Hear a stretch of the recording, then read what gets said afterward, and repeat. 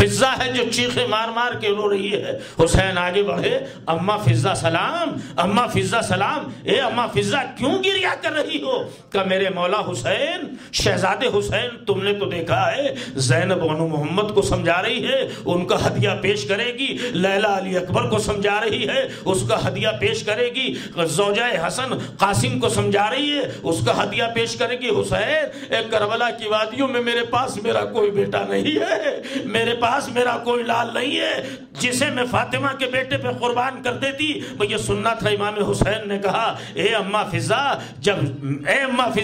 جب میری ماں جائی اونو محمد کو بیٹا کہہ کے خدا حافظ کرے، جب لیلا علی اکبر کو بیٹا کہہ کے خدا حافظ کرے، اے اماں فضا جب حسین جائے نا تو تم بیٹا کہہ کے خدا حافظ کر دینا۔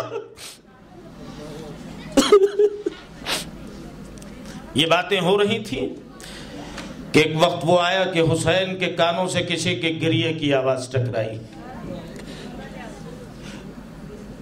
گریے کی آواز کا آنا تھا، فاطمہ کا مظلوم لال، کربلا کا مسافر اس خیمے میں گیا جہاں سے رونے کی آواز آئی تھی۔ کیا دیکھا کہ رباب ہے جو اصغر کے گہوارے پر سر رکھے ہوئے رو رہی ہے۔ رباب ہیں جو اصغر کے گہوارے پر سر رکھ کے گریا کر رہی ہے۔ ایک مرتبہ حسین قریب گئے، بولا تمہارے بچوں کو سلامت رکھے۔ ایک مرتبہ حسین جناب رباب کے قریب گئے اور ایک مرتبہ کہتے، رباب، اے رباب، اصغر تو زندہ ہے نا؟ اے رباب، اصغر تو زندہ ہے نا؟ کہاں آقا؟ ہاں میرے والی اصغر زندہ ہے۔ کہ پھر رو کیوں رہی ہو؟ پھر رو کیوں رہی ہو؟ کہ مولا مجھے دو تصور ہیں، دو باتیں ہیں، دو خیال ہیں جو رولا رہے ہیں مولا حسین۔ کہ کون سے خیال رولا رہے ہیں؟ کہ اکبر کو کل لیلا میدان میں پیش کرے گی مگر میرا اصغر چھوٹا ہے، اور دوسرا خیال جو مجھے رلا رہا ہے وہ یہ ہے کہ مولا آپ ہی نے تو فرمایا ہے کہ کل بعد عصر عاشور جب شام آئے گی خیموں کو جلا دیا جائے گا اور مولا بیویوں کو اسیر کر دیا جائے گا، اور مولا میں یہ سوچ سوچ کے رو رہی ہوں کہ میرا اصغر تو بہت چھوٹا ہے، جب میرے ہاتھوں کو باندھ دیا جائے گا تو میرے اصغر کا کون خیال رکھے گا؟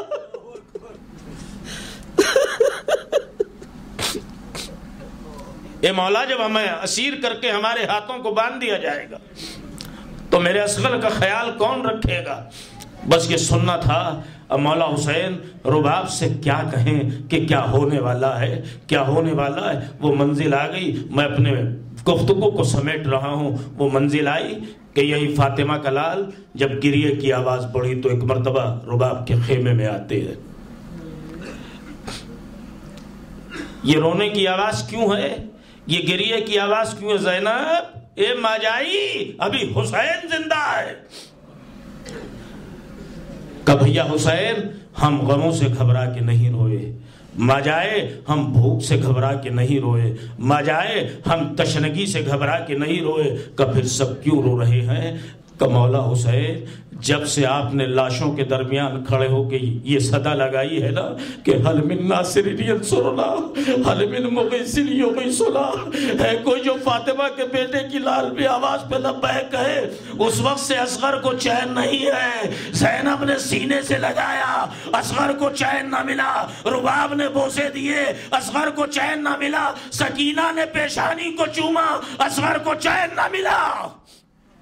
حسین سمجھ گئے ننھے مجاہد کے اشارے کو، ایک مرتبہ بڑھ کے کہتے ہیں، اصغر کی ماں لا، اصغر کی ماں لا، میرے لال کو مجھے دے دے، میرے لال کو مجھے دے دے۔ اصغر کی ماں نے، جناب رباب نے اپنے لال کو مولا حسین کے حوالے کیا۔ چلے چند ہی قدم چلے تھے، روایت کہتی ہے کہ 10 ہی قدم چلے تھے۔ میر انیس کہتے ہیں، شاعر کربلا میر انیس کہتا ہے کہ ایک مرتبہ جناب رباب آگے بڑھی، بس تصور کر کے سنیے گا، اور ایک مرتبہ کہتی ہیں مولا اے مولا پر تھوڑی دیر کے لیے میرے اصغر کو مجھے دے دو، تھوڑی دیر کے لیے میرے اصغر کو مجھے دے دو۔ میں نے مقتل کی کتاب میں نہیں پڑھا مگر میر انیس کے مرثیے میں ضرور پڑھا ہے کہ ایک مرتبہ سینے سے لگایا اصغر کی ماں نے اپنے لال کو اور ایک ٹیکا ماتھے پہ لگا دیا۔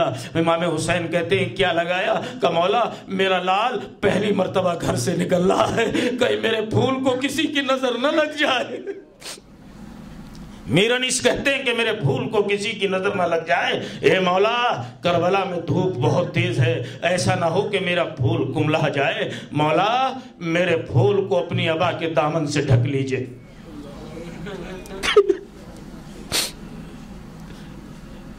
میرے اصغر کو ابا کے دامن سے ڈھک لیجئے۔ حسین چلے، ابھی ذاکر اول سے سن رہے تھے آپ، جب حسین چلے ہیں میں تاریخ کا جملہ آپ کی آنسوؤں کی نظر کر رہا ہوں۔ حسین چلے، یزیدی فوج کے سامنے آئے اور آنے کے بعد ایک جملہ کہتا ہے حسین جو مقتل کی کتابوں میں ملتا ہے، اے یزیدیو اے ظالمو اما ترونہ کیفا یتلذا، اما ترونہ کیفا یتلذا، اے یزیدیو میرے لال کی حالت اس وقت یتلذا کی طرح ہے۔ ابھی سنا آپ نے جب میں نے پہلی مرتبہ یہ جملہ مقتل کی کتاب میں پڑھا کہ امام حسین کہہ رہے ہیں یزیدیوں سے کہ میرے لال کی حالت یتلذا کی طرح ہے، تو میں نے پوچھنا شروع کیا کہ آخر یہ یتلذا کیا ہے؟ تو ماہرین لسانیات نے لکھا کہ جب زندہ مچھلی کو پانی سے نکالا جاتا ہے، جب زندہ مچھلی کو پانی سے نکالا جاتا ہے تو مرنے سے پہلے مچھلی کی 3 کیفیات ہوتی ہیں۔ زندہ مچھلی کو پانی سے نکالیے، پہلی کیفیت یہ ہوگی کہ پانی سے نکلنے کے بعد وہ زمین سے ایک ایک بالشت اچھلتی رہے گی، ایک ایک بالشت اچھلے گی، جب اس میں بھی تھک جائے گی تو کبھی دائیں کروٹ لے گی کبھی بائیں کروٹ لے گی، جب کروٹ لینے کی بھی سکت نہ رہے گی تو تیسری کیفیت یہ ہوتی ہے کہ اپنا ننھا سا منہ کھول کے آسمان کی طرف دیکھنے لگتی ہے کہ کہیں آسمان سے کوئی پانی کی بوند آ کے اس کے منہ میں پڑ جائے۔ یہ تیسری کیفیت کا نام یتلذا ہے، اس تیسری کیفیت کا نام یتلذا ہے۔ حسین کہہ رہے ہیں یزیدیو میرے لال گھس اصغر کی حالت یتلذا کی طرح ہے، تمہاری فرات کا پانی کب نہیں ہو جائے گا؟ کب سے کب اتنا بتا دو کہ اگر تم لاکھوں کی تعداد میں کوئی صاحب اولاد نہیں ہے۔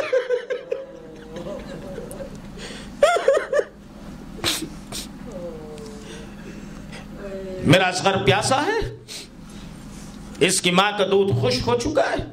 اچھا صاحبان اولا سینوں پہ ہاتھ رکھ کے یہ سننا، ایک مرتبہ سینے سے لگائے ہوئے علی اصغر کو، اچھا یزیدیو اگر تم یہ سمجھتے ہو کہ اس اپنے لال کے حوالے سے حسین پانی پی لے گا تو لو میں اسے کربلا کی زمین پر لٹائے دیتا ہوں، کربلا کی زمین پر لٹائے دیتا ہوں۔ حسین نے یا علی کہا اور کربلا کی تپتی ہوئی ریت پر اپنے اصغر کو لٹا دیا۔ کسی کو رحم نہیں آیا، کسی کو جب ترس نہیں آیا، حسین آگے بڑھے، اصغر کو اٹھایا، سینے سے لگایا اور ایک جملہ کہتا ہے فاطمہ کا لال، اے میرے لال، اے میرے اصغر، تم بھی تو حجت خدا کے فرزند ہو، ان ظالموں کو بتا دو کہ تم 3 دن کا بھوکا پیاسا ہے۔ ان ظالموں کو اصغر بتا دے کہ تم 3 دن کا بھوکا پیاسا ہے۔ روایت کہتی ہے کہ اصغر نے ششماہ علی اصغر نے اپنی سوکھی ہوئی زبان اپنے سوکھے ہوئے لبوں پر پھیرنا شروع کی۔ یزیدی فوج تھی کہ منہ پھیر پھیر کے نونے لگی۔ عمر سعد نے جب بدلتے ہوئے ماحول کو دیکھا تو ایک مرتبہ آواز دی، اینا اینا حرملہ اقطع کلام الحسین، حرملہ کہاں ہے، حسین کے کلام کو قطع کر دے۔ حرملہ آگے بڑھا، تیر و کمان لے کے آگے بڑھا، اور حرملہ کوئی معمولی تیر انداز نہیں ہے۔ علماء لکھتے ہیں کہ حرملہ اس تیر انداز کا نام ہے جو اس تیر انداز کا نام ہے حرملہ جو لوہے کی چادر میں تیر کو پیوست کر دیا کرتا تھا۔ حرملہ اس تیر انداز کا نام ہے جو تیر کی پشت پر تیر مار دیا کرتا تھا۔ اس اتنے بڑے تیر انداز کے تیر کی زد پر حسین کا پیاسا علی اصغر ہے۔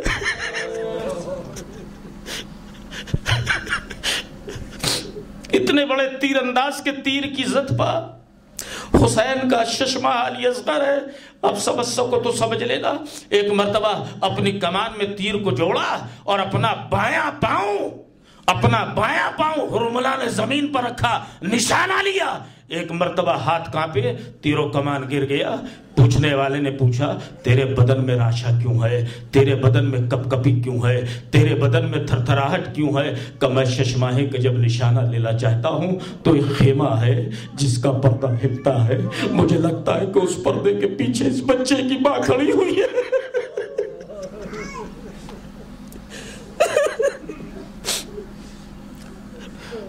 مجھے لگتا ہے کہ اس پردے کے پیچھے اس بچے کی ماں کھڑی ہوئی ہے۔ آخری جملے سنیے گا، روایت مقتل کی کتابوں میں ملتا ہے کہ ایک مرتبہ حرملہ نے نشانہ لیا، خیمے کے دروازے پر جناب فضہ، بوڑھی فضہ کھڑی ہوئی ہے۔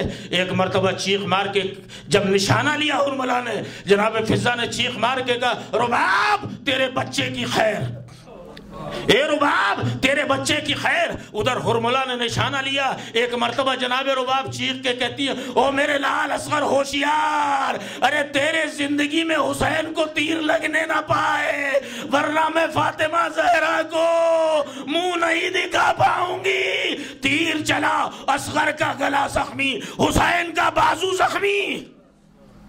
بس سنے سنے، اصغر کا گلا زخمی، حسین کا بازو زخمی۔ حسین کے بازو کا زخمی ہونا تھا، سن سکو تو سن لینا، حسین کے بازو کا زخمی ہونا تھا، اصغر کا گلا زخمی ہوا، حسین کا بازو زخمی ہو گیا۔ بابا کا بازو زخمی ہونا تھا کہ ایک مرتبہ شہزادے علی اصغر نے خیمے کی طرف دیکھا، اس خیمے کی طرف جہاں اماں رباب کھڑی ہوئی تھی، اور ایک مرتبہ اصغر مسکرا کے کہتا اے اماں اپنے اصغر کو معاف کر دینا، اس لیے کہ اصغر کی زندگی میں بابا حسین کا بازو زخمی ہو گیا، مگر اصغر کو اس لیے معاف کر دینا اماں، اس لیے کہ اماں تیرے اصغر کا گلا چھوٹا تھا، تیر بڑا تھا۔